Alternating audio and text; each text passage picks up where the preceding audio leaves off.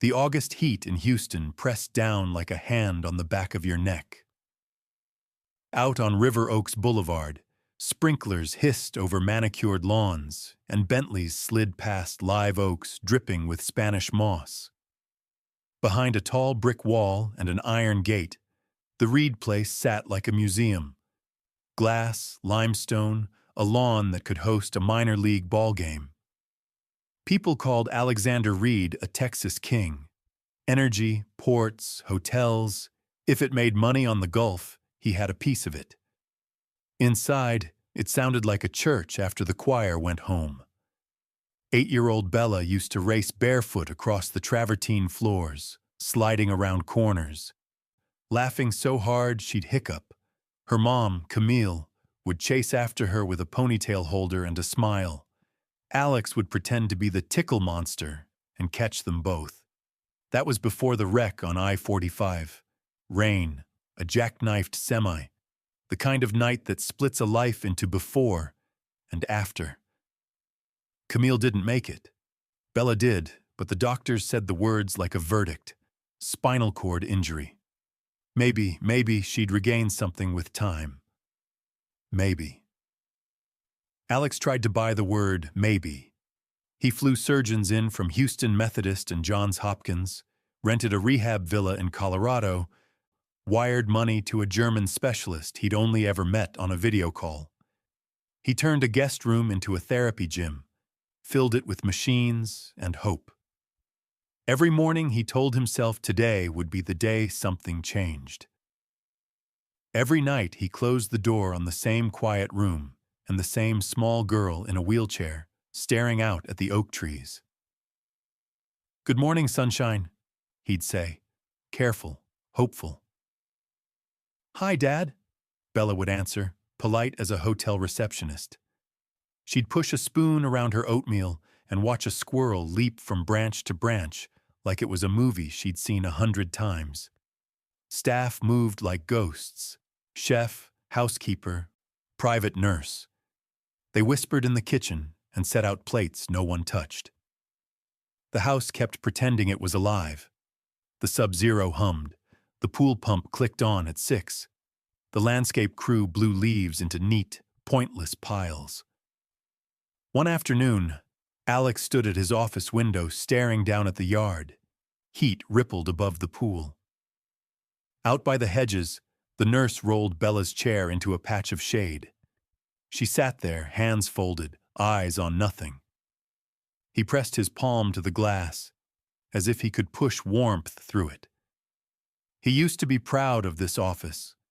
The walnut desk, the framed photos of ribbon cuttings and handshakes, the Longhorns football signed by a governor. Now the only picture he couldn't stop looking at was the one on the credenza. Camille throwing Bella up under a blooming crepe myrtle, both of them mid-laugh, hair flying. He picked it up, thumb on the glass. "I don't know what I'm doing, Cam," he said, voice rough. "I can't fix this."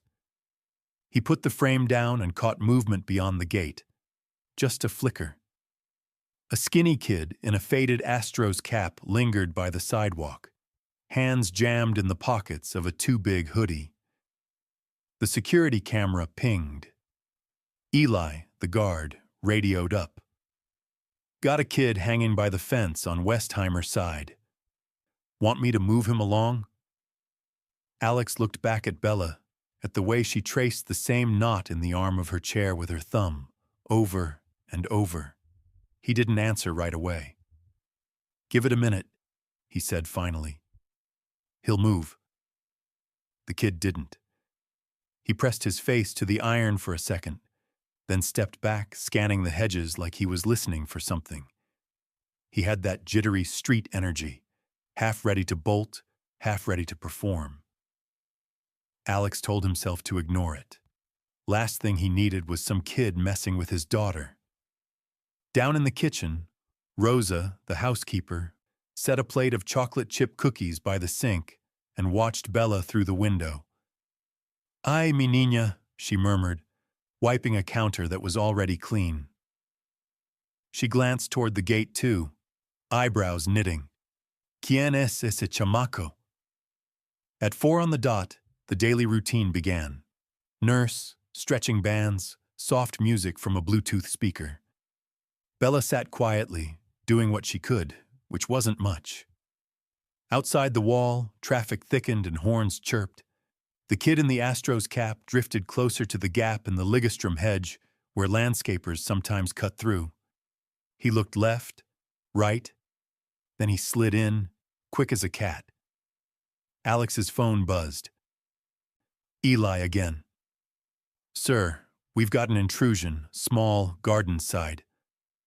Alex's chest tightened. He stepped away from the window, then stopped. Through the glass, he watched the boy pad across the grass, barefoot, careful, not touching a thing. He stopped 10 feet from Bella. She saw him and startled, hands fluttering. The nurse shot to her feet. "Hey, you can't be—" The kid lifted both hands in a don't shoot gesture, and without a word, started moving.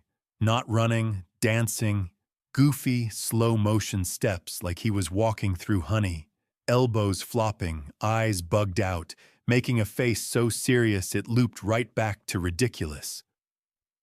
Bella blinked. A breath caught in her throat. Half gasp, half almost laugh. He committed harder.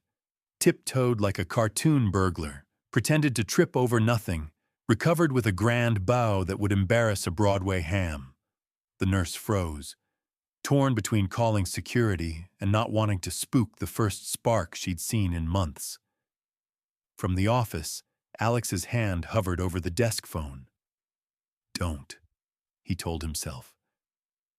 The boy did a twirl so clumsy it became perfect, then pantomimed strumming an invisible guitar and singing badly. He let himself fall to one knee and flung an arm out like a cheap magician. Bella's lips twitched. A sound slipped out of her.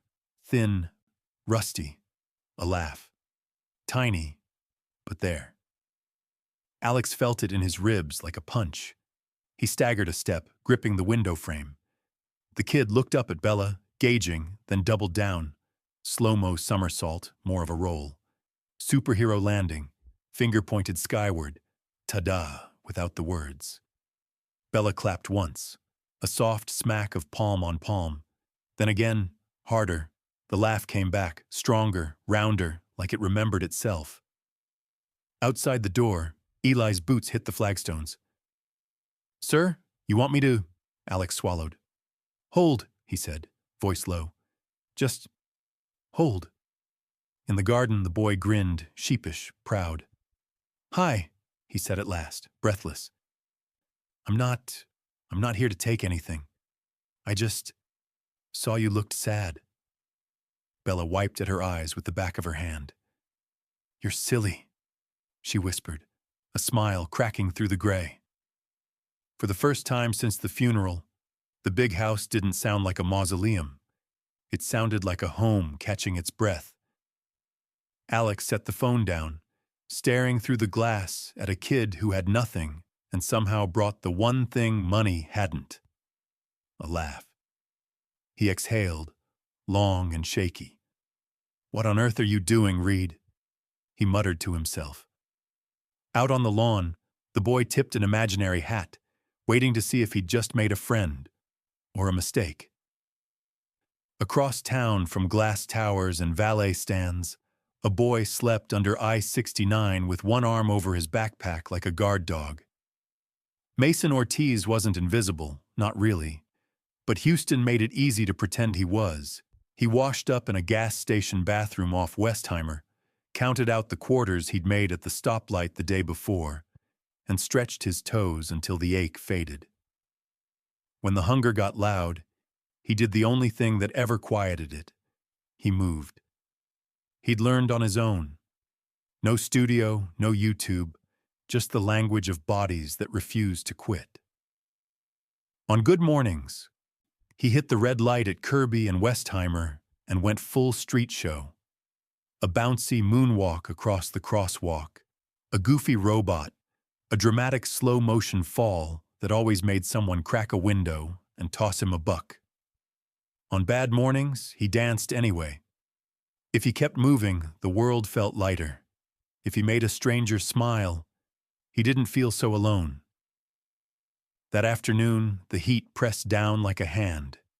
He wandered north, past live oaks and brick walls that hid backyards the size of city blocks, and stopped at an iron fence laced with azaleas. Beyond it, a lawn smoother than carpet, a fountain whispering to itself, and at the center of it all, a girl in a wheelchair staring at nothing. Mason gripped the bars and held his breath. He knew that look. Not the rich kid part, the hollow part, the tired of hurting part. He could have kept walking. He could have asked for water, or a sandwich, or nothing. Instead, he found the small gap where landscapers snuck a hose through and slid into a world that wasn't his, feet silent on perfect grass. He stopped 10 feet away. The girl's eyes flicked up, startled, then curious. No guards yet. No shouting. "Hi," he whispered, like a kid talking to a skittish dog. She didn't answer. Her hands lay quiet on the armrests. Mason swallowed, bent his knees, and let his body do what it knew. He started with the easy stuff, elbows loosening like rubber bands, a dopey tiptoe strut, a stumble saved at the last second with an over-the-top ta-da. Nothing. So he went bigger. He puffed his cheeks until his face looked like a blowfish. He pretended to lasso an invisible bull and got dragged in a wobbly circle. He played an air trumpet off-key, marching like a one-man parade. A sound, so small he almost missed it, escaped her. Not a word, a hiccup of a laugh. Mason's heart kicked. He doubled down. He did slow-motion underwater steps, fighting through imaginary molasses. He slid into a cartoonish split. Not quite all the way, his jeans protested, and popped back up like a jack-in-the-box. The girl's lips twitched, then lifted. The laugh came again, bigger. Sunlight warmed her face. She clapped, awkward and beautiful. From an upstairs balcony, a pen hit the floor. Alexander Harrington froze, breath hooked on a sound he hadn't heard in months. He stepped into the glare and saw them. His daughter, pink-cheeked and alive, and a barefoot kid in a ripped tee dancing on his lawn like it belonged to him. Mason didn't know he'd been seen. He launched into his grand finale, a wobbly spin, a tilt that looked like gravity had given up, a staggering save, and bowed with a flourish. The girl giggled so hard, tears pooled in her lashes. "Again," she whispered, voice scratchy with disuse. "Please."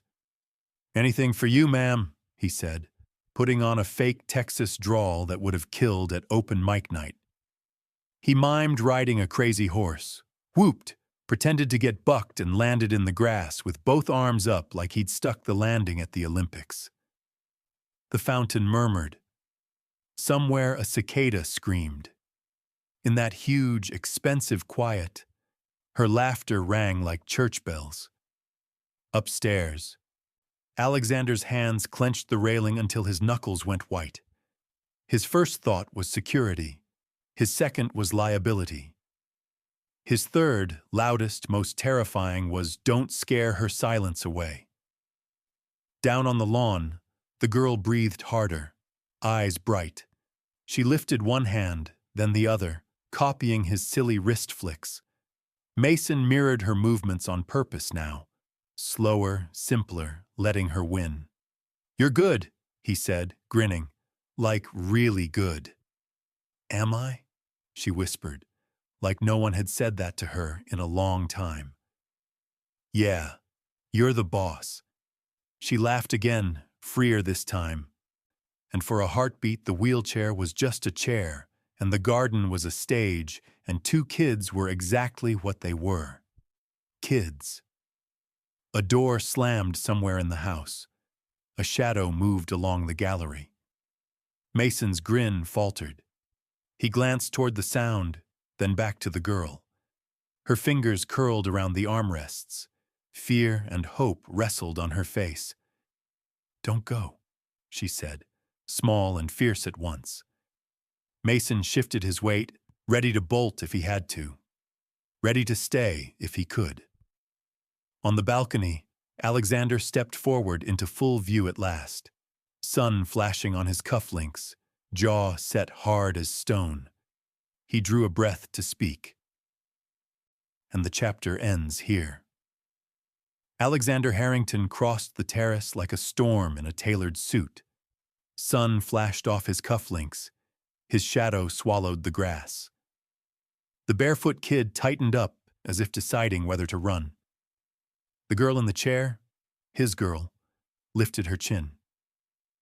"Dad," she said, breathy but urgent. "Please don't be mad." Alexander stopped 2 strides away. Up close, the boy looked younger than he'd thought. Thin, brown-skinned, a rip at the shoulder of his t-shirt, dust ground into the seams of his jeans. His hands were open at his sides, not a threat. The only thing loud about him was the thud of Alexander's own pulse. "Who are you?" Alexander asked, voice gone gravelly. The boy swallowed. "Mason, sir." "How did you get in?" He nudged his chin toward the hedge. "There's a gap by the hose bib. I saw her. She looked sad. I was just trying to make her laugh."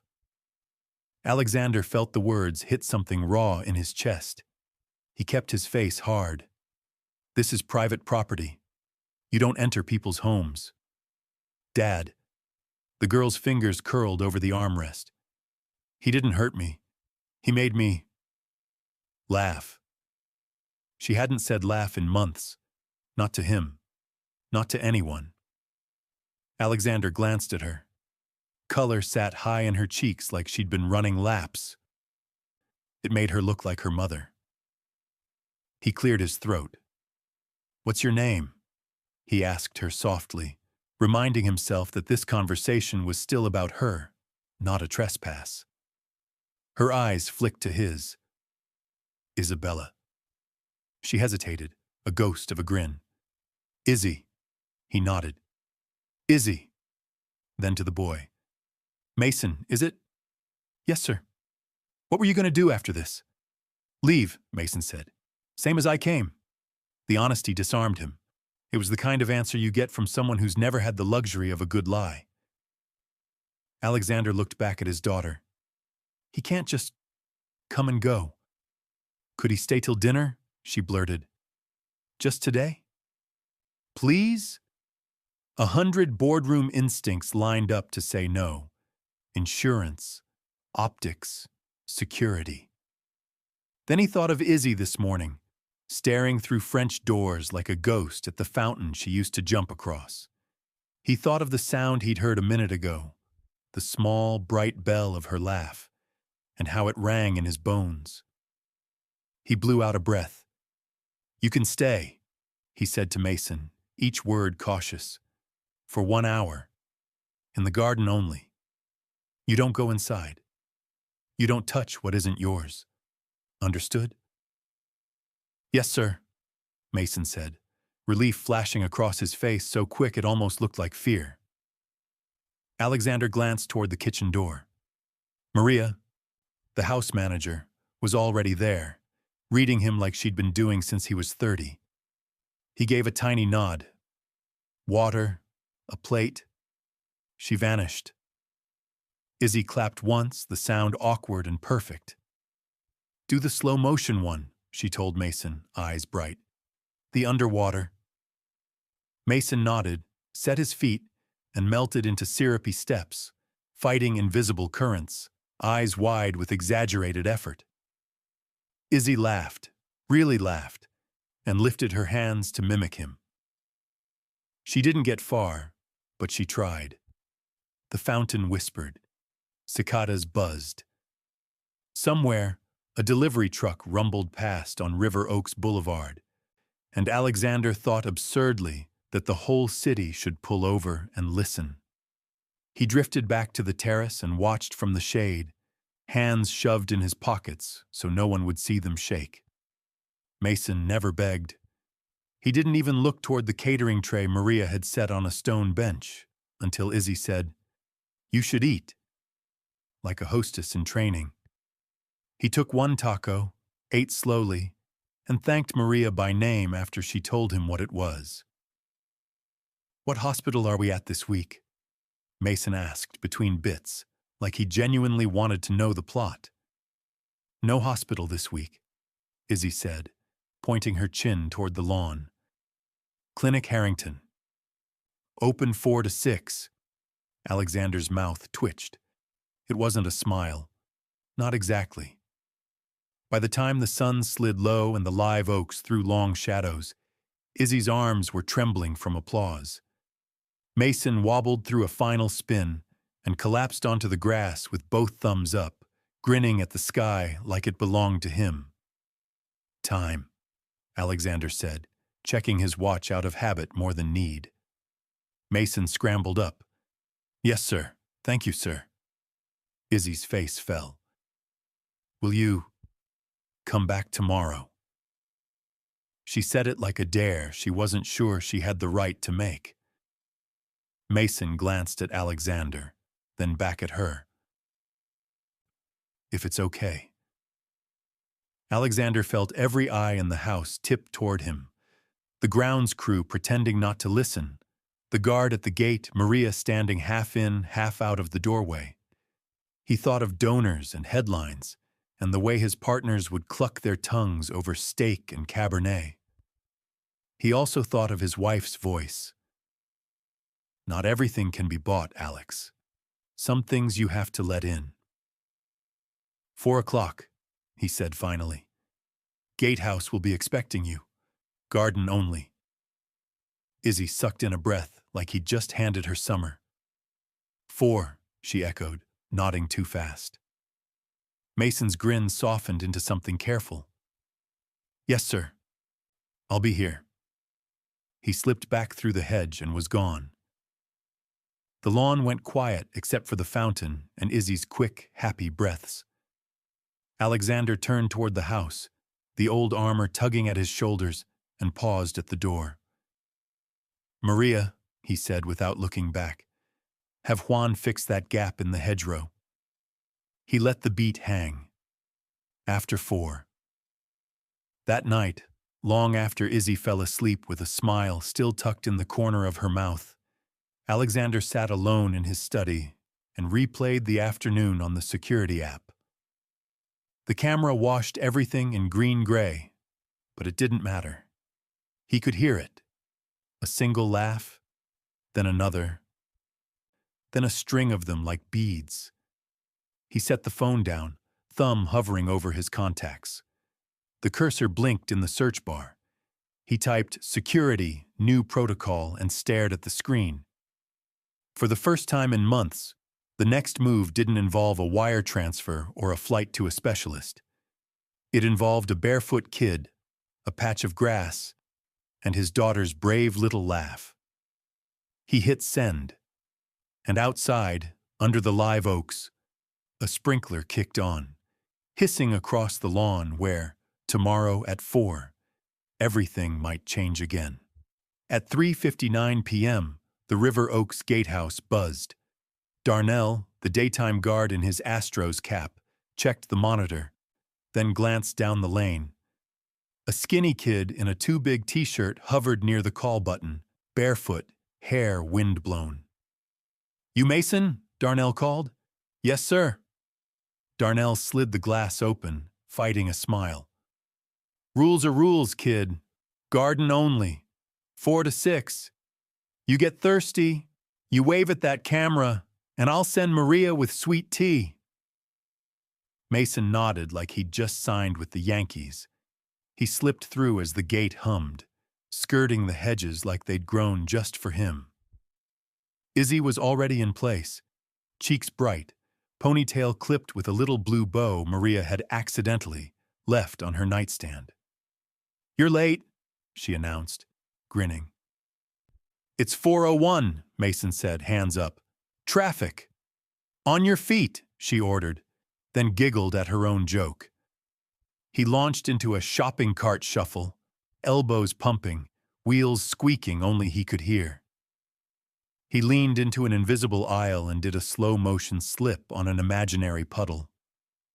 Izzy shrieked, laughing, clapping until her arms trembled. When he pretended to scan groceries on a make-believe checkout, she copied the beep, soft and breathy. Boop! And for a second, she looked like every other kid in Houston on a Target run. From the terrace, Alexander sipped coffee gone cold, trying not to look like a man eavesdropping on a miracle. Maria, he murmured without turning. Ice water for the boy. With a lid. Already waiting on the bench, she said, appearing like a stagehand who knew her cues. And a plate. 2 tacos, rice, a cookie. Don't scowl. He burns it off. I don't scowl, he scowled. Down on the grass, Mason took a longer bit. Drivers at a downtown stoplight, window up, window down, one kindness, one stare-through. Then he dragged the air like it was made of syrup and face-planted in slow motion, finishing with jazz hands so ridiculous, even the fountain seemed to chuckle. Again, Izzy demanded, breathless. He bowed and reset. This time, when she tried to mirror the tiniest sway of his shoulders, her right foot twitched inside the blanket, a sparrow of a movement no one could mistake if they were watching for it. Alexander saw it. His coffee shook. He didn't say a word. He just shifted closer to the stone column and let his forehead touch the cool limestone, like maybe it could hold him up through this. After 20 more minutes and 3 boops, Izzy's hands were noodles. Mason flopped onto the grass, grinning up at the oak branches. Intermission, he declared. Eat, Izzy commanded, pointing at the plate like a tiny CEO. He took 1 taco, then looked at the second, then back at Izzy. You want half? I've got a feeding schedule, she said, wrinkling her nose. Boring doctor stuff.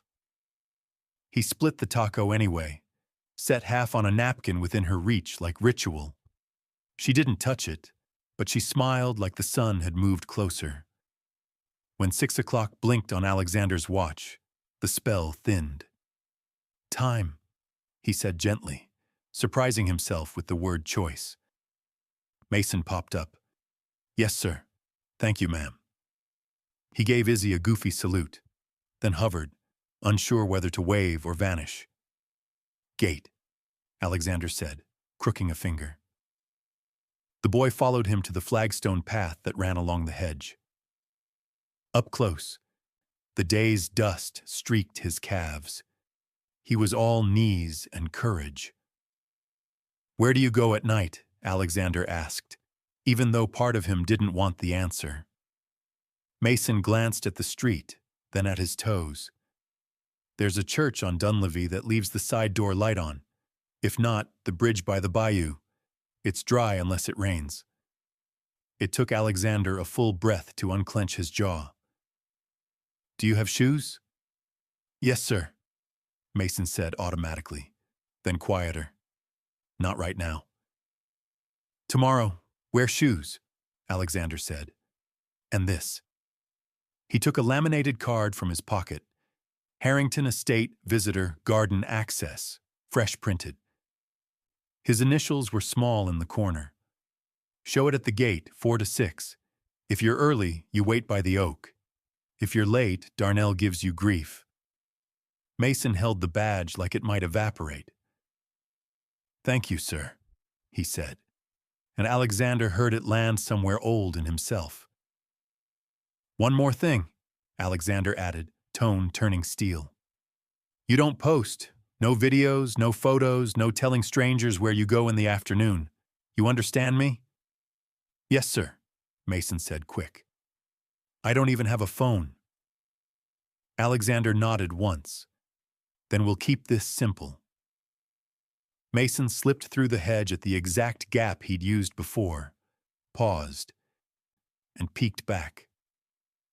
Tell Izzy I'll bring the underwater tomorrow. the deluxe version. I'll tell her, Alexander said, and the ease of the nickname in his mouth startled him. Inside, Izzy was waiting with that bright, new impatience that made the house feel less like a museum. What did you tell him? To wear shoes, Alexander said, and to come back. He pretended not to see Maria wipe her eyes with the side of her sleeve. After dinner, while Izzy FaceTimed her physical therapist to show off clinic hours, Alexander's phone buzzed. A text from a neighbor. Everything okay over there? Saw a kid in your yard from the sidewalk. Looked like trouble. Need me to call HPD? Attached was a grainy photo, shot between hedges. Mason mid-pirouette, Izzy mid-laugh. Alexander stared at the image, thumb hovering over reply. He thought of donors, of gossip over club salads, of men who loved telling other men how to run their homes. Then he typed, "Everything is fine. Don't call anyone." He hit send and set the phone face down. Across the room, Izzy lifted both hands and wiggled her fingers for the little square on the screen. "Watch this," she told the therapist, proud as a parade. "Also, I laughed today." "Again tomorrow," Alexander called from his chair. 4 o'clock, she said, without looking away, like she'd known it all along. The phone buzzed again, this time a partner from Dallas, subject line. "Urgent. PR heads up." Alexander didn't open it. He looked at the empty plate on the counter, at the half taco still sitting on the napkin where Mason had placed it like an offering. He picked it up, took a bite, and let the flour and spice burn his tongue back to life. Tomorrow, the world could talk. Tomorrow, at 4, the gate would open. At 4:17 the next afternoon, the chair by the garden path sat empty like it had something to say. Izzy kept checking the hedge gap. No Mason. The sprinkler clicked in the beds, an impatient metronome. "Maybe he's doing the deluxe underwater," she joked, but her smile didn't stick. By 4:29, thunder muttered over the bayou. A Gulf storm had rolled in fast. Sky green-gray, wind pushing the live oak sideways. Darnell radioed from the gate. "Boss, radar's ugly. Street's already pooling." Alexander tried to play cool. "He'll show." He didn't believe it. He stared at the visitor badge he'd laminated himself, now useless somewhere out there. At 4:41, rain sheeted across the lawn. Izzy bit her lip. "Dad," she said, soft and brave. "Go find him." 2 words knocked his pride flat. "Get my keys," he told Maria. To Izzy, "I'll be right back." Darnell was already pulling the Suburban around. "Allen Parkway floods first," he warned. "Let's check the church on Dunleavy, then the bridge." They crawled through river oaks as gutters turned to rivers. Palms shivered. Sirens howled somewhere south. Houston storms didn't ask permission. They just sat on you. At the old brick church, the side door light glowed, but the stoop was empty. A wet cardboard pallet, a plastic bag, nothing else. "Bridge," Alexander said, jaw tight. Buffalo Bayou was up, coffee brown and angry. Under the concrete span, a clump of blankets huddled against a column. 2 older teens were kicking through the pile, arguing. Something in Alexander's chest snapped. He jumped out before Darnell stopped the truck. "Hey!" His voice bounced under the bridge. "Back off!" The bigger kid squared up like he'd found sport. Darnell slid between them with the easy weight of a man who'd ended fights without making them. "Not today," he said, calm as a deacon, but built like a linebacker. The boys took one look, grabbed a backpack, and bolted into the rain. From behind the column, a small voice. "Sir?" "Mason." soaked to the bone, clutching his badge like a holy card. He tried to smile. I wasn't late, I was stuck. The bayou slurped against the concrete 6 feet below. Another burst of thunder. Alexander didn't think. He just reached. Warm hand to cold wrist. Car. Now. Mason hesitated, glancing back at the nest that held his whole life. 2 shirts, a thin blanket, a comic missing its cover. He scooped it all into the plastic bag and climbed into the Suburban without dripping on the leather, because some habits don't die even when you're drowning. "Seatbelt," Darnell said, and Mason obeyed. Teeth chattering, eyes huge. They rode in silence past joggers sprinting for cover, past flooded curbs swallowing license plates. When they turned through the Harrington gate, Mason's breathing sped up. "Sir, I can't. Inside." "You can," Alexander said. "For tonight." The house smelled like garlic and rice. Maria had a towel staked out by the mudroom, a second towel for hair, and a third she flung at Darnell just because. "Upstairs," she told Mason, like she'd been waiting to say it for years. "Hot shower, then gumbo." Izzy was at the top of the stairs, knuckles white on the banister. When she saw him, dripping, sheepish, alive, she exhaled so hard, her shoulders dropped 2 inches. "You're late," she said, grinning through wet eyes. "Traffic," he said, shivering, and they both giggled like the storm hadn't almost taken him. Alexander stood at the threshold of the mudroom and felt the edge of a cliff. He could send the boy back to the church after supper, pretend the world would be kind, or he could step over every line he'd drawn to keep his life neat and his image ironed. "House rule," he said, surprising himself. "Shoes by the door, no puddles in the hall, and nobody goes hungry here." Mason swallowed. "Yes, sir." Maria shooed him toward the stairs. "Go." "Water's hot. I laid out sweats in the guest room."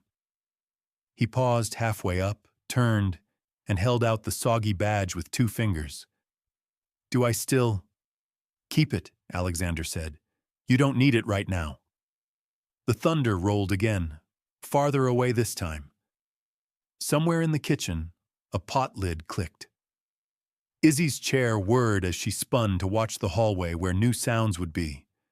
Shower, laughter, a boy trying not to sing along with the radio. Darnell cleared his throat. "Boss, you know this won't stay quiet."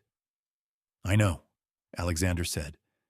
He looked at the rain sliding down the patio glass like a curtain opening. "We do it anyway." Upstairs, water thumped on tile. Izzy closed her eyes and smiled at the sound like it was her favorite song returning to the station. When she opened them, her father was still there, hand on the doorframe, as if holding the whole house in place. "Tomorrow at 4?" she asked. He nodded. "Every day we can." The storm had found them. Now the city would too. By morning, the mansion felt lighter.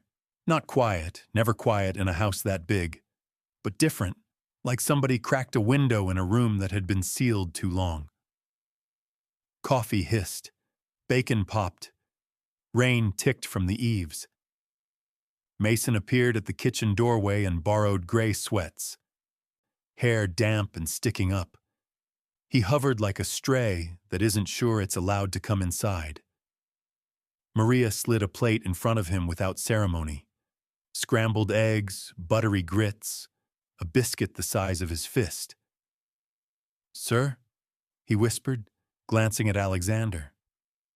"Eat," Alexander said. "Only rule at breakfast." Izzy rolled up beside him, grinning. "You clean up good, mystery dancer."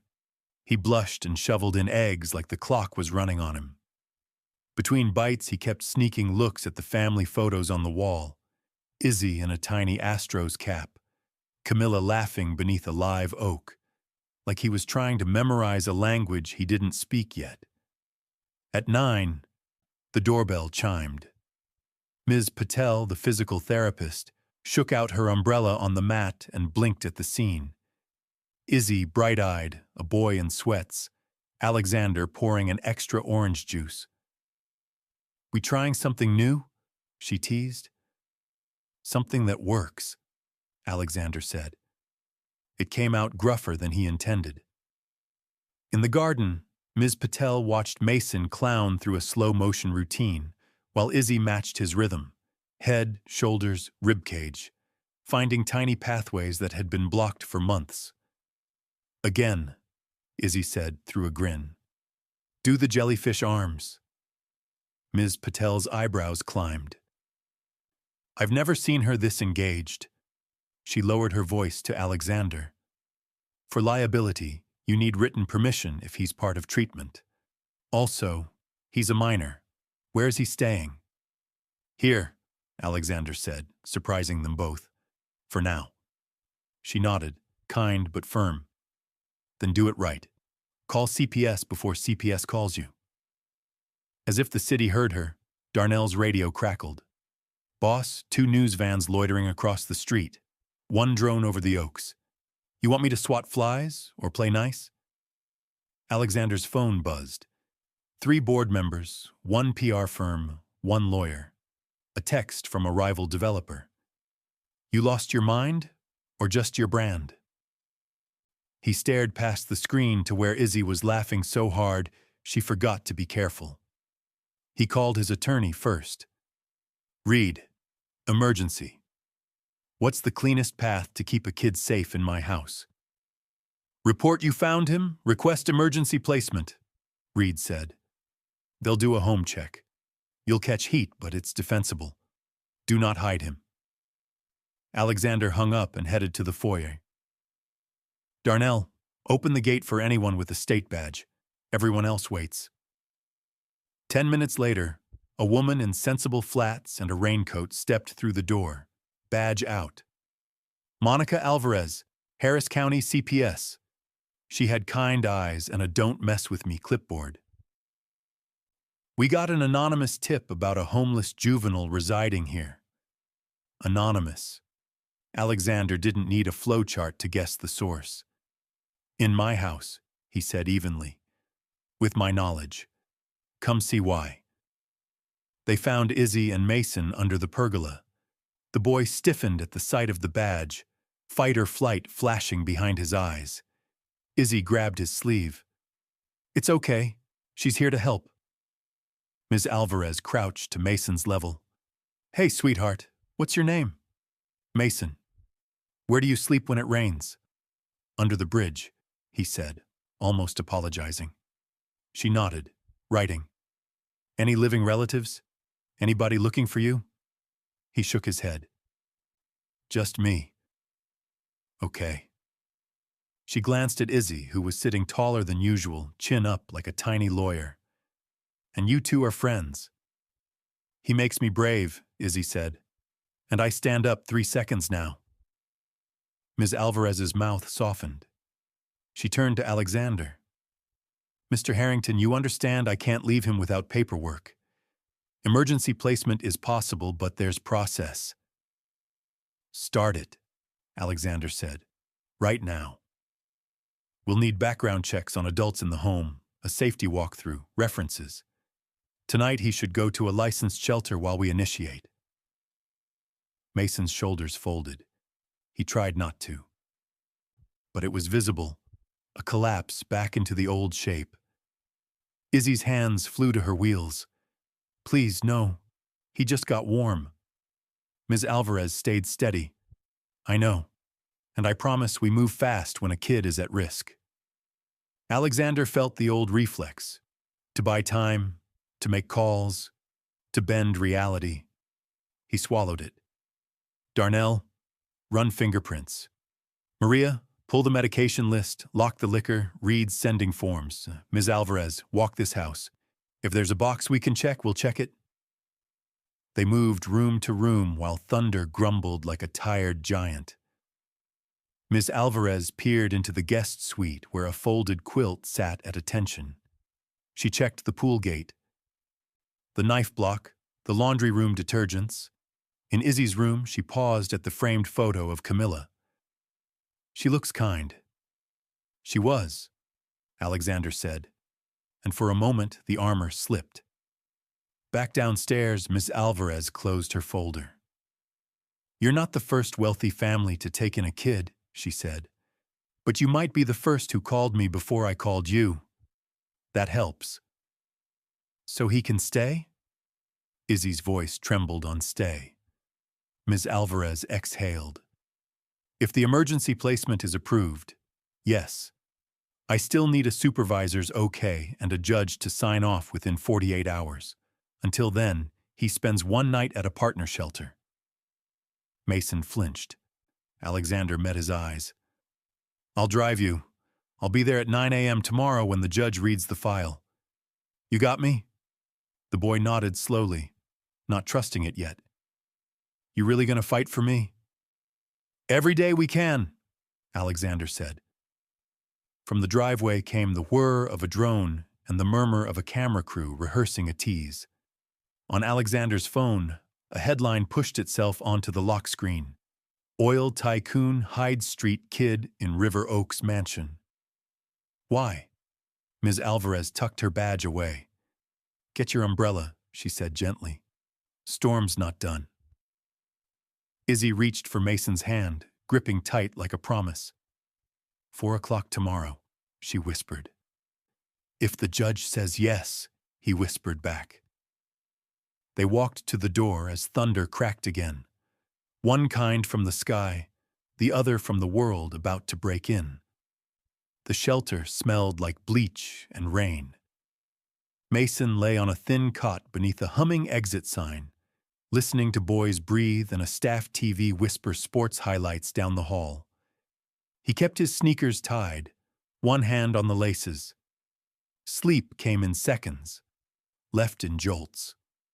Every time thunder rolled, the bridge underpass flickered back in, cold concrete, the way wind found your ribs.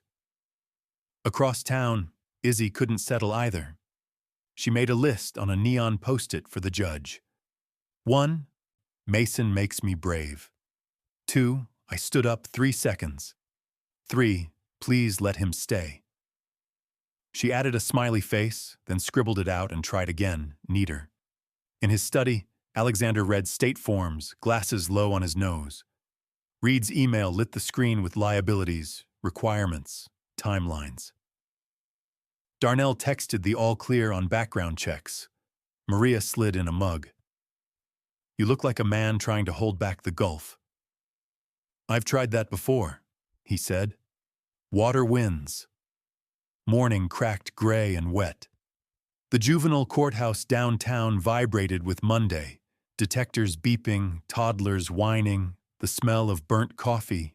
Miss Alvarez met them by a bulletin board of rainbow flyers. Quick hearing, emergency-only docket, keep answers clean, she murmured.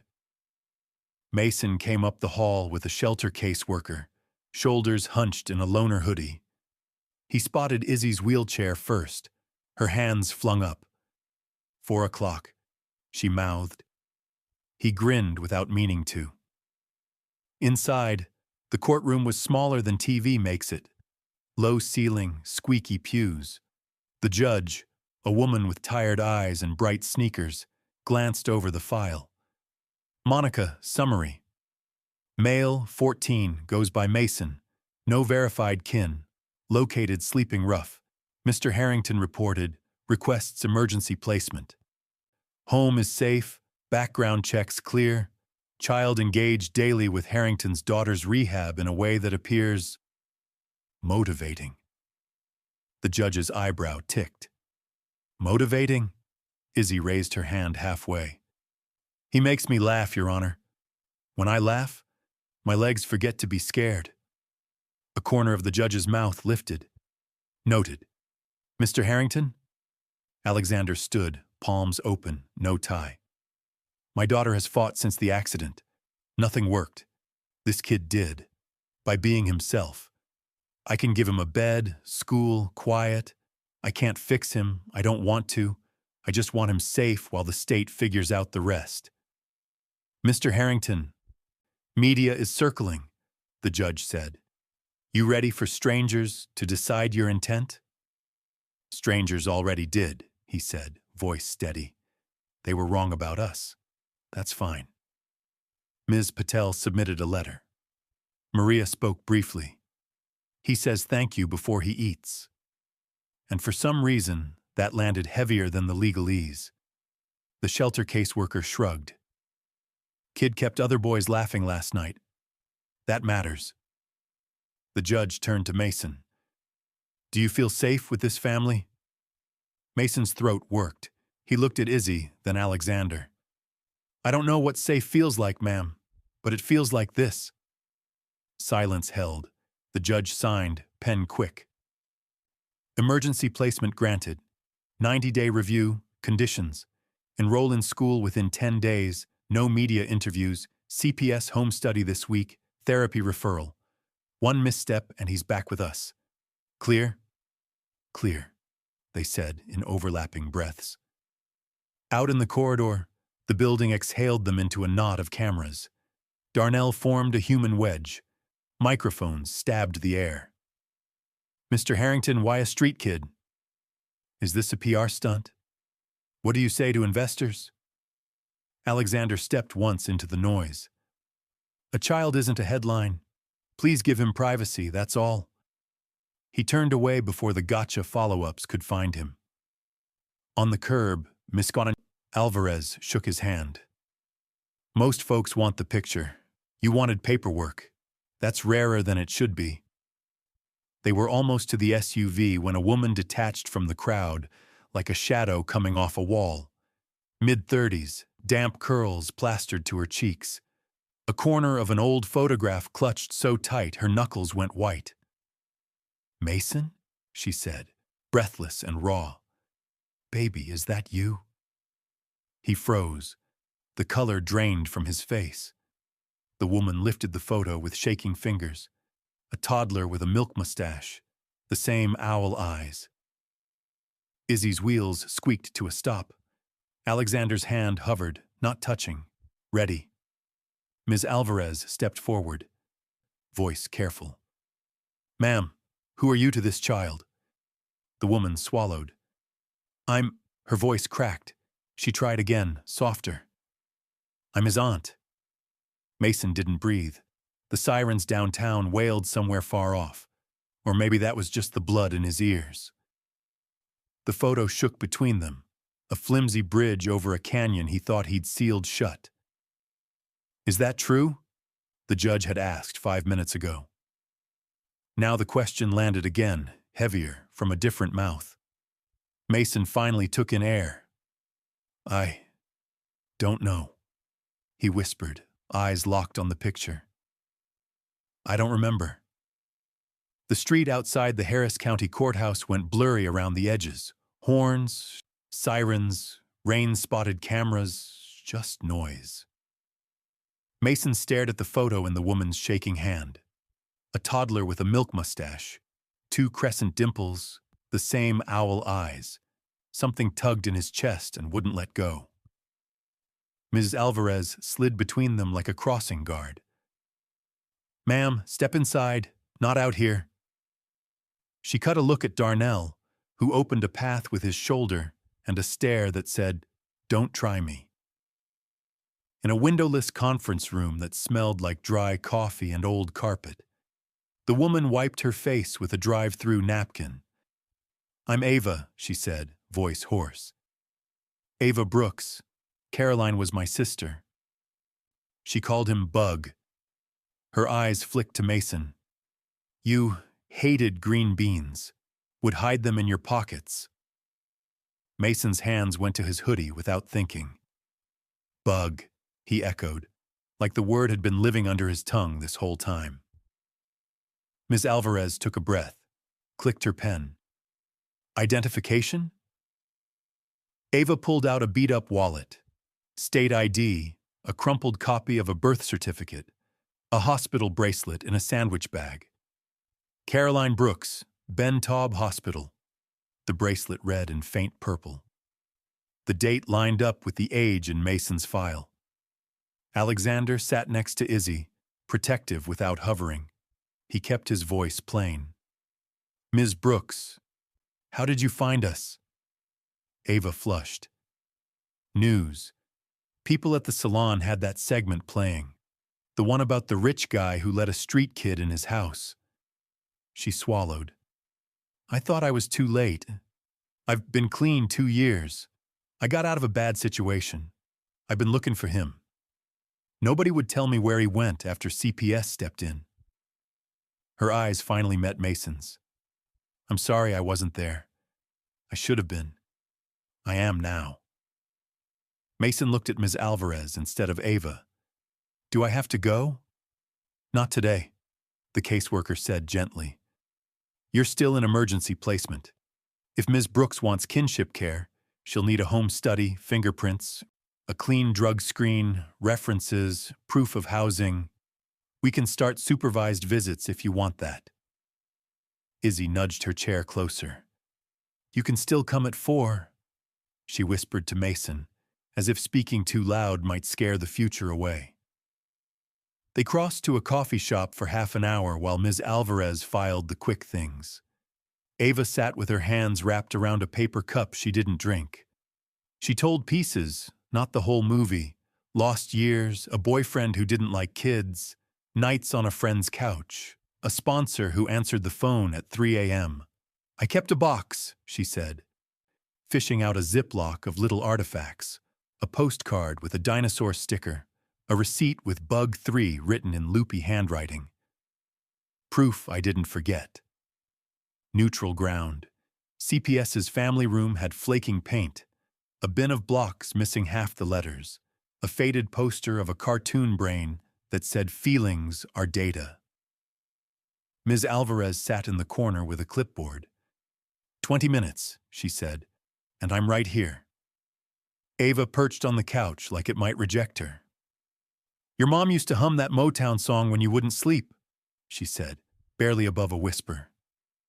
The one that goes, she started soft. Sugar pie, honey bunch. Without prompting, Mason finished, the words falling out as if they'd been waiting behind his ribs. You know that I love you. He didn't cry. He pressed his knuckles to his mouth and breathed like a runner. Ava did cry, quiet, messy, the kind that shakes your shoulders. No big promises came after, just air. When the timer buzzed, Ms. Alvarez stood. Okay, next steps. Ms. Brooks, we'll schedule a home visit, fast as my calendar can bend. She turned to Mason. You get a say, all the way through. Outside, the rain had softened to mist.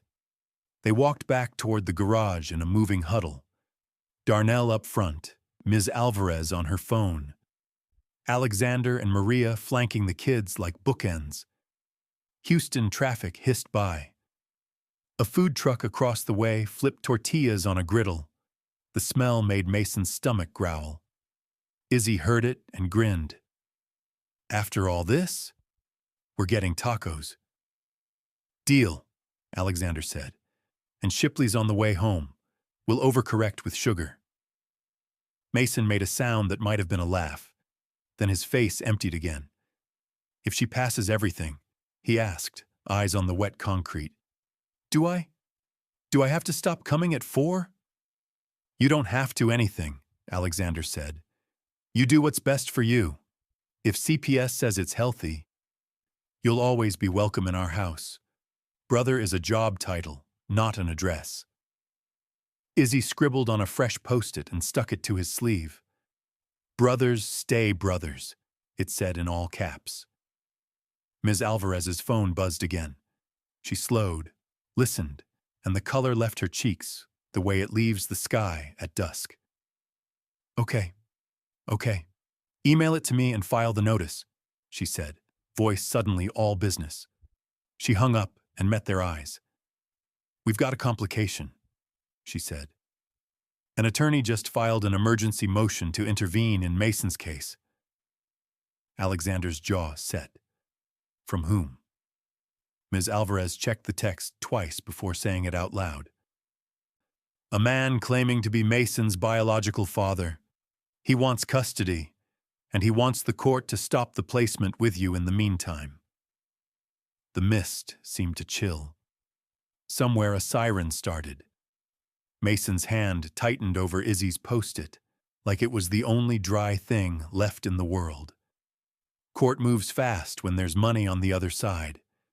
By noon, Miss Alvarez had them in a crowded docket on the 9th floor, past a metal detector and a bulletin board taped with lost phone chargers and no food in courtroom reminders.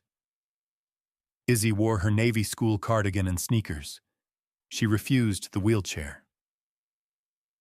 Alexander had on a charcoal suit he hadn't touched since Camilla's funeral, and a tie that wouldn't sit straight no matter how many times Maria smoothed it. Mason clutched a folder like it was armor, homework, his acceptance letter to the community after-school program, the post-it Izzy stuck on him. Brothers stay brothers. Emergency intervention hearing, Ms. Alvarez murmured, steering them to a bench. Judge Whitaker, likely orders. DNA today, keep status quo until results. Supervised contact in a CPS room. That's the boring, sensible path. We like boring and sensible. It stopped being boring when the man walked in. He was mid-40s, clean-shaved that didn't hide a hard life, starched pearl-snap shirt tucked into dark jeans with brand-new cowboy boots. A longhorn buckle. He had a lawyer at his elbow, a blonde with a leather pad folio and an overconfident smile. The man scanned the room and found Mason. His face twitched, recognition or performance of it. Ray Cole, Ms. Alvarez whispered, filed as Raymond Cole. Do you know that name, Mason? Mason shook his head. His mouth was dry. When their case was called, Alexander stood with Ms. Alvarez. Your Honor, said the lawyer for Cole, Pennington, my client only just learned the child he fathered is in state care. He seeks to step up. He has stable employment, a 2-bedroom in Spring Branch, a church community. He's prepared to provide. Judge Whitaker peered over her readers. And where was he the last 12 years? Pennington didn't blink. Ms. Brooks, the maternal aunt, cut off contact. My client believed the mother moved out of state. Ava stood when called. Her hands trembled, but her voice didn't. He believed what he wanted. He was around when Caroline first got pregnant. Then he wasn't. He never came to the hospital. He never bought a diaper. He never asked me for a picture. He sells lift kits in a shop off Hempstead. If my sister had asked him for help, he would have asked for proof of purchase. A ripple of chuckles died under the judge's stare. Alexander kept his testimony short. Mason has a routine. He's in school, in therapy, fed 3 times a day, sleeps without street noise. He and my daughter have something the doctors couldn't give her: motivation. I'm not trying to cut anyone out, but we all know folks show up when cameras do. Ms. Alvarez presented progress notes and attendance logs. Then she did something that made Mason's ears ring. She asked if he wanted to speak. He hadn't planned words, but they came anyway. I don't know this man, he said, staring at the wood grain on the rail so he wouldn't have to see anyone's face. Maybe he's my dad. Maybe he's not. I'm not saying no. I'm saying, don't move me like I'm a box. I have school at 3:10 and tacos at 4. I have a sister who needs me to count steps. Izzy slid a folded sheet across to the bailiff. The judge read it silently, then cleared her throat. For the record, Ms. Herrera writes, when he dances, my legs remember they can try. Please don't take my brother away until we know if this man is really his dad. Pennington recovered first. And if he is, Your Honor, then he'll have rights, Judge Whitaker said. But rights don't erase reality. Here's my order. DNA swabs today for Mr. Cole and Mason. Results rushed. Status quo maintained. Minor remains in current verified placement. Mr. Cole will have one supervised visit a week at CPS starting next Tuesday. No gifts over $20, no promises, no press. Mr. Herrera will not obstruct. Nobody talks to media. Everybody breathes. Any questions? Ray Cole lifted his chin. Judge, I can take him home tonight. I've got a room made up. Then it'll be made up for a while, Whitaker said evenly. We do this right or we don't do it at all. The gavel's soft rap released the room. Papers shuffled. Someone coughed. Darnell exhaled a breath he'd been holding since the calendar call. They lined up in a narrow hallway for swabs. A clerk in scrubs brushed Mason's cheek with a cotton wand. It tickled more than it hurt. You'll taste grape for an hour, the clerk said, labeling vials. Don't freak out. Alexander shook Ray's hand on purpose, eyes steady. If you are his father, then you're late. If you're not, stop playing with a kid's head. Ray smiled without warmth. You're used to buying things, aren't you? He leaned down, not enough for the camera behind the soda machine to lose him. Hey, Bug, he said softly, and the nickname hit Mason like a rock through glass. Tell them how your mama used to visit that lot on Hempstead. Tell them who she came to see. Mason's breath stuck. Something behind his eyes flashed. Fluorescent lights. A bell on a door. A hand sliding a pack of gum into his pocket to make him smile. A scuffle. Raised voices. His mother's laugh turning into a cough.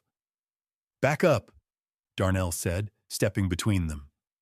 Hallway isn't your living room. Ray held up both hands. Just trying to be friendly.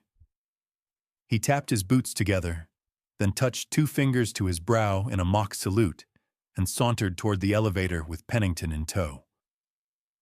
On the drive home, nobody turned on the radio. The city moved past in gray sheets and taillights. Izzy rolled the Post-it in and out of her fingers until the adhesive gave up. What if he is? Mason said finally, watching the freeway signs for no reason except to have something to look at. What if he's my dad? Alexander nodded once. Then we'll learn his truth the same way we learned yours. Quietly, day by day. Your DNA isn't a leash. It's a fact. Family is what you do after the facts. At the gate, the intercom crackled. Maria's voice came through, thick with worry. Senor, there's a truck at the curb. 2 men left a big box and a balloon bouquet. The card says from Dad. Izzy twisted in her seat. The judge said no gifts over 20. Facts, Alexander said, jaw tight. He put the SUV in park and stared through the wipers as they swept an arc across the glass. Everybody inside. Darnell, call Ms. Alvarez. We're not touching anything until she sees it. Mason climbed out, rain needling his hoodie. On the porch, under the drip edge, sat a carton taller than he was, wrapped in cheap silver paper that had already started to run. A mylar balloon bobbed against the brick. Welcome home, son. He reached for the ribbon, then stopped, hand hovering in the wet air, as the front camera blinked red and his phone buzzed with an unknown number lighting up the screen. Mason's phone buzzed again as the balloon tapped the brick. Unknown caller. He froze, thumb hovering. Don't, Alexander said quietly. Inside. Now. They left the box in the rain and stepped through the foyer. Ms. Alvarez picked up on the first ring. Do not touch the package, she said. Snap photos from the porch, timestamp them, send to me. I'll loop CPS and have the supervisor document the violation. As Darnell filmed from 3 angles, Mason's phone lit up with a text. From unknown for my boy. No strings. Dad Mason's stomach flipped. Alexander took the phone, screenshotted, forwarded. Chain of custody, he muttered. Facts. A white CPS sedan rolled up 20 minutes later. The supervisor, a woman in a denim jacket with a badge on a lanyard, logged the gift, tied the balloon to the handle, and set the whole dripping contraption back on the curb. Order's clear, she said. No gifts over 20. This is a boundary test. We don't reward tests. Can I see what it is? Mason asked. You can see that you weren't bought, she said gently. That's enough for tonight. On Tuesday, the supervised visit room smelled like dry erase markers and lemons. A mural of cartoon sea turtles covered one wall. A camera blinked in the corner. Ms. Janelle, the same supervisor, slid 2 chairs to the table and put a stress ball between them like a neutral flag. Ray walked in with his lawyer trailing, carrying nothing but a baseball cap with a barcode sticker still on it, $19.99. He offered it to Janelle first. She checked the price tag, nodded once, set it on the table. Hey, Bug, Ray said, too soft. You got tall. Mason stared at the stress ball. Don't call me that. Okay. Ray sank into the chair. Up close, his new boots looked too new. How's school? Fine. Favorite subject? Lunch. Ray laughed like they were old friends. You sound like me at 12. Mason felt his jaw set. Where were you when I was 12? Ray's smile tightened. People made it hard. Your aunt, there were lawyers. Life got messy. Your mama didn't. Don't, Mason said, looking up at him now. Don't use her to explain you. They sat in the lemon and marker silence. Janelle watched without blinking. Ray tried a different angle. I remember you at the shop, he said. Your mom would bring you by. I'd give you a grape soda. You'd dance between the aisles to the radio. I called you Bug because you never sat still. A bell over a door, grape fizz on his tongue, a hand ruffling his hair, the pack of gum in his pocket. The memory hit like perfume, sharp, unwanted, familiar. Maybe, Mason said. His throat felt small. Ray leaned in. I'm not a monster, kid. I'm trying now. Now is late, Mason said. But I'm here. When the hour ended, Janelle signed the log. Same time next week, she said. To Ray. No contact outside this room, no deliveries. Ray nodded, eyes on Mason. See ya, son. Mason didn't answer. Izzy waited in the driveway, hoodie over her hair, tapping her wheels with a rhythm Mason recognized. Tell me everything, she said as he came up the path. He brought a cheap hat and a bunch of missing years, Mason said. Izzy made a face. Did you tell him you're taken? Brother position is filled. He managed a smile. They cut through the kitchen to the garden. The grass held yesterday's rain. The air smelled like cut cilantro from Maria's prep. Izzy set her brakes, then looked at him. 2 steps today, she said. I can feel them in my knees. They counted aloud, like always. 1, 2, 3. She pushed, trembled, rose. She held for 5 on the first try. Mason's grin cracked him open. Again, he said. Again, she echoed. They did it until her hands shook and her forearms ached, and when she fell back the last time, she was laughing. Maria popped the kitchen door and waved a tortilla like a victory flag. Alexander watched from the doorway, tie off, sleeves rolled, a softness in his face that didn't used to be there. Dinner in 10, he called. Then homework, then sleep. Routine is our religion. After tacos, Mason sat at the table with his algebra while Izzy doodled tiny stick figures in the margins of her Spanish worksheet. One with a hoodie, one with a wheelchair, both wearing capes. The doorbell rang. Everyone flinched. Ava opened it to Ms. Alvarez, hair damp from the mist, folder under her arm. She didn't step in until Alexander said, "Please." "I have two things," she said, dropping the folder on the table like a card in a game none of them wanted to play. "One, motion from Mr. Cole's counsel accusing you of alienation because you refused the porch delivery. It's nonsense, I'll squash it. Two." She tapped the sealed envelope inside. The lab rushed the panel. Mason's heart beat in his ears. Izzy slid her hand under his, steadied him. Alexander's voice was a thread. "What do they say?" Ms. Alvarez looked at each of them, one by one, then pulled the flap. "The results are in," she said, "and they change everything. The results are in, and they change everything." Ms. Alvarez slid the lab report onto the table. No one reached for it. Rain ticked at the windows. The kitchen clock sounded suddenly too loud.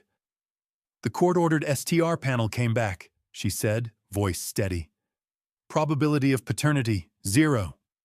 Raymond Cole is not Mason's biological father." For a second, it felt like the room leaned. Mason stared at the black text, his own name printed like it belonged to somebody else. Izzy's hand tightened under his. "So, what does that mean?" he asked, though he already knew. "It means he has no biological standing," Ms. Alvarez said. "Given his history, abandonment, housing instability, yesterday's boundary test, the judge can suspend these visits, and we can move forward on a guardianship petition. If you want that." Alexander sat back like someone had just exhaled inside his ribs for the first time in years. He didn't smile. He looked at Mason. "What do you want, son?" The word hit harder than the report. Mason blinked fast. "I don't know," he whispered. "I thought if he showed up, I'd feel something, like a missing puzzle piece." He let out a breath that trembled. "It just feels like another hole." Izzy scooted closer until her wheelchair bumped his knee. "Blood is one way to make a family," she said softly. "Showing up is another." Ms. Alvarez slid a second page forward. "There's also this. The lab marked maternal allele mismatch on 2 loci. It's rare, but it suggests record errors around your birth. If you ever want to look for your biological relatives, we can. On your terms. Not because a stranger says so." Mason nodded, eyes on the table's wood grain. "He lied," he said finally, "about everything." "About being your father," Ms. Alvarez corrected. "About you, he can't define that. He never could." The next supervised visit wasn't. When Mason and Izzy rolled into the lemon-smelling room, Ms. Janelle met them at the door. "Change of plan," she said. "Judge saw the report. Visits are paused pending a hearing." Through the glass, Ray was already pacing, jaw tight, his lawyer whispering hard in his ear. When he spotted Mason, he slapped his palms against the window. "They're lying," his voice carried even through the door. "Tests get it wrong all the time." Janelle didn't flinch.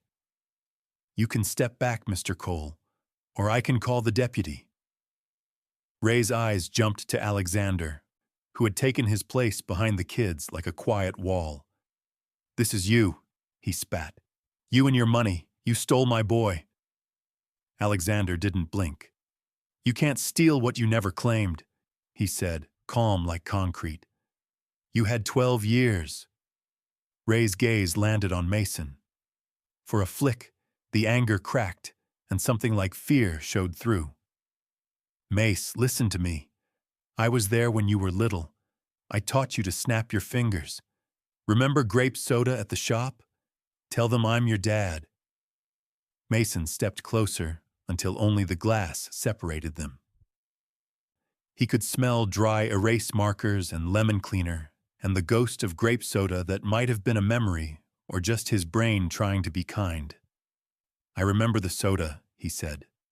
"I remember you giving me gum and disappearing for weeks. I remember watching the door." He swallowed. "Being my dad isn't a memory. It's a job, and you didn't show up for it." Ray's mouth opened. Nothing came. His lawyer touched his arm. He jerked away, then backed up like he'd been pushed. Janelle nodded to the hallway. "Time to go." Ray stared at Mason one last time, like maybe he could glare the glass into water and step through it. Then he left. Mason stayed where he was, forehead against the cool pane, until Izzy's hand found his elbow. "Hey," she said, "look at me." He did. Her eyes were bright, not pitying. "You're not a hole," she said. "You're a whole person." A laugh jumped out of him, sideways and wet. That line was so corny. Corny lines are my specialty. She bumped his hip with her wheel. "Let's go home." They ate early. Chicken soup, warm bread, the kind of dinner that anchors a drifting day. After dishes, Alexander set 3 mugs of hot cocoa on the counter and cleared his throat like the air was thick. "I have a proposal," he said, eyes on Mason, not the mugs. "No pressure, no timeline. Ms. Alvarez can file guardianship now. If you want, we can take the next step after that. Adoption. You'd never have to sleep under a bridge again. You'd never have to doubt where you belong." He hesitated. "You'd also never have to give up who you are. You choose your name. You choose everything." Maria sniffed in the doorway. "He already chose family," she said. "The paperwork can catch up." Mason stared at the steam curling off his cocoa. The idea felt huge and quiet at once, like standing in a stadium after the game when you can finally hear yourself breathe. "I want to belong here," he said.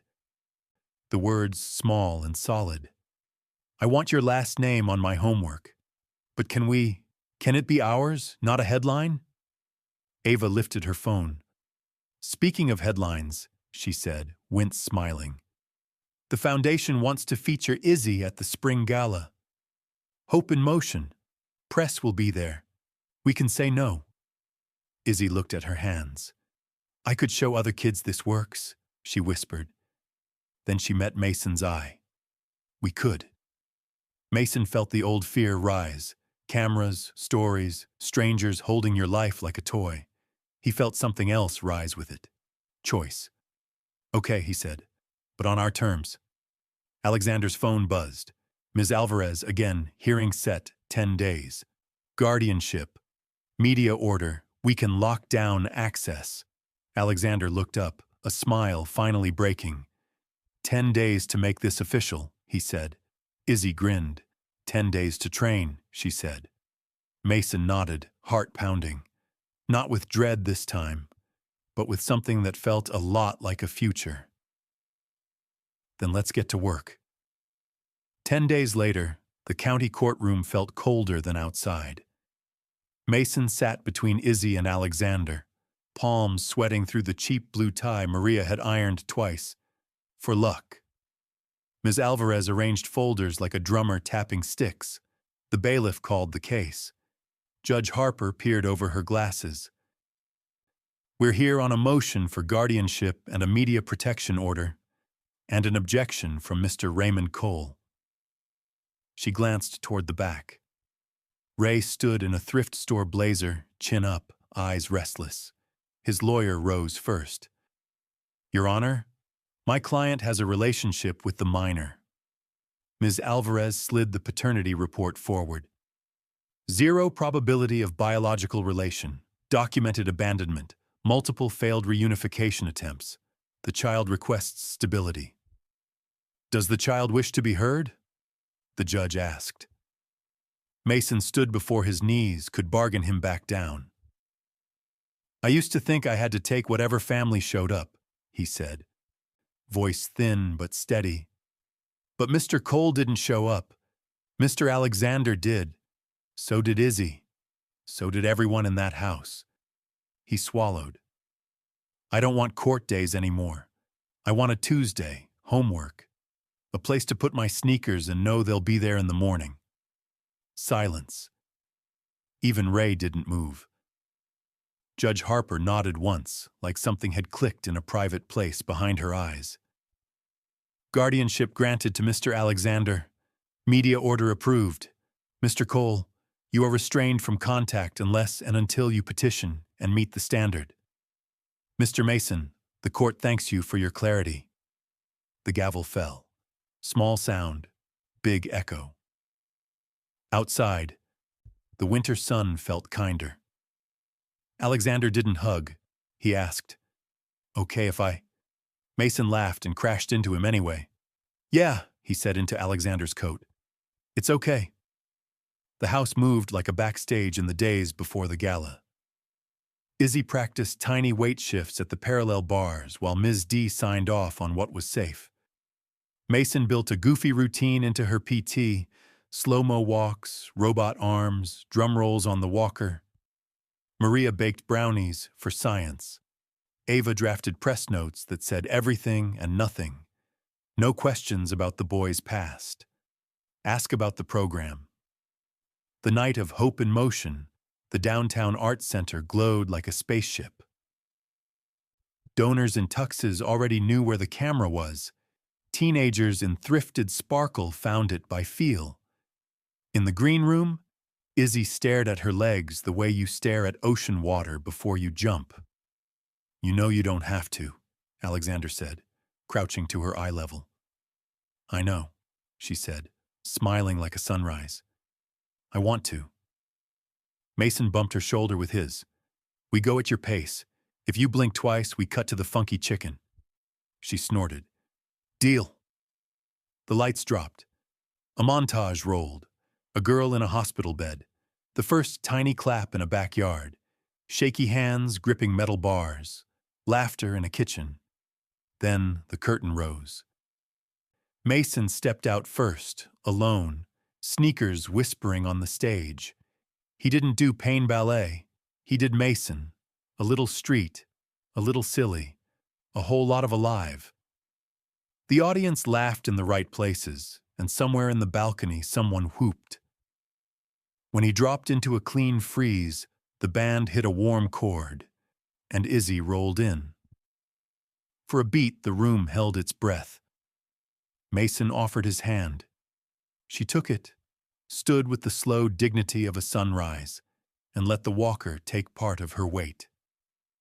One step, the house exhaled. Another, she grinned. By the fourth step, the applause was a weather system. She sat, laughing, and threw both arms up like a gymnast sticking a landing. Backstage techs were crying, so was the cellist.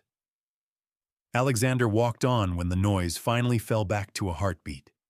He didn't use the speech Ava wrote. He tucked it in his pocket. "I used to believe in purchases," he said simply, "that you could buy your way out of pain. Turns out the budget line I was missing was showing up. A boy danced in our garden so my daughter would laugh, and he gave us all our lives back. Tonight, we're funding the Porchlight program. Food, beds, caseworkers, and scholarships for kids who've learned to disappear. For every dollar you give, I'll match it. For every Tuesday you volunteer, I'll match that too." Phones lit up like a second constellation. The total on the screen climbed, then sprinted. Izzy squeezed Mason's hand until his knuckles popped. 3 months later, they were back in Judge Harper's courtroom with a different stack of papers. The judge looked softer this time, like she'd let herself believe in things that don't fit on forms. "Last item," she said. "Petition to adopt." She asked the questions. "Do you understand the responsibilities?" And Alexander answered, voice thick. Then she turned to Mason. "Do you choose this?" He didn't look at the gallery or the future or the ghost of a bridge. He looked at his family. "I choose this," he said. "I choose them." "Name?" the judge asked. Mason grinned sideways at Izzy. They'd workshopped 100 options at the kitchen table. He'd landed on the one that felt like sky. "Mason Brooks," he said. "Brooks like the creek behind the house, where we practiced, where I stopped feeling invisible." The gavel fell again. Papers were handed. A new birth certificate slid into a manila envelope like a small, quiet miracle. That night, they didn't throw a party. They grilled burgers, burned the first batch, danced in socks on the tile. Maria stuck a paper star on Mason's hoodie that said, "Official." Ava filmed 3 seconds and then put her phone down. On the porch, wind chimes made a music only the house could hear.